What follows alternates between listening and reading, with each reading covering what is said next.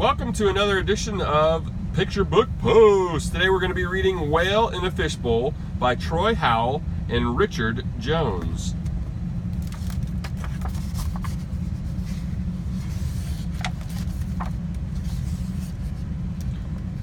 Wednesday lived in a fishbowl.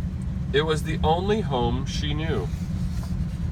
Her name was Wednesday because, like the day of the week, she was smack in the middle of everything. Everything circled around her. People, flurrying, hurrying, worrying, traffic, wheeling, peeling, squealing. Even the sun, moon, and stars circled around her. But a calm bit of blue that lay at the end of it all, it was there if she leapt high enough. Her heart leapt too when she saw it, though she didn't know why. Mostly she would drift, watching the world go by, people and cars, day and night. Then she'd think about the blue and wish to see it again. She'd gather her strength and make the leap. There the blue lay, beautiful. Soon she couldn't get enough of the blue. People said she was doing tricks. Ah, they said, look! Crowds clapped, horns honked. Wednesday would leap and leap. Leaping became her routine. But sometimes she'd lie along the bottom. She'd try burying her head in the sand. One morning, a girl in a paisley dress approached and tapped on the glass. Wednesday came close. Hey, the girl said. Wednesday gazed into her eyes. She had seen that blue before. I'm Piper, said the girl, and you are lovely. Wednesday's reflection shone in Piper's eyes. But you don't belong in there. Wednesday blinked. She looked at her familiar shells and plants, at the starfish on the rock. This was her home. If she didn't belong here, then where? Piper was leaving. A woman was rushing her off.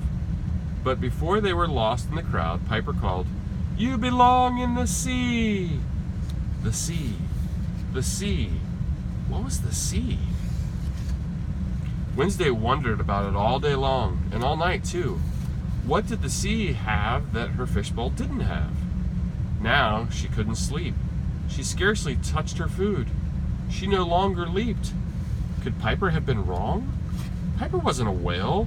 What did a little girl know? Without answers, Wednesday gave up on the sea. And when she did, she thought of the blue again. She ached to see it. So she gathered her strength, thrust her tail, and leapt. The blue wasn't there. Gone. Nothing. Nothing but gray. Wednesday sank into the sand. Her heart hurt. If she cried, her heart was lost to the water. Then she lifted her head. Maybe she hadn't leapt high enough. She would try one final time. If the blue wasn't there, she would leap no more. Up, up Wednesday leaped, higher than ever before.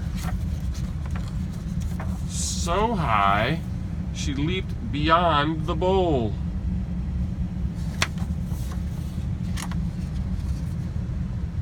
Her tail caught the rim and the bowl toppled over.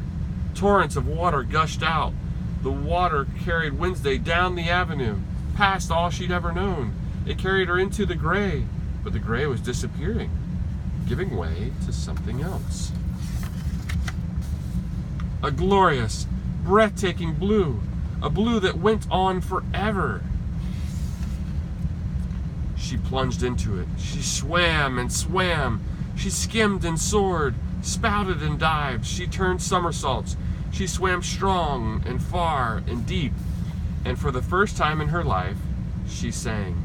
She sang about the blue and everything new around her.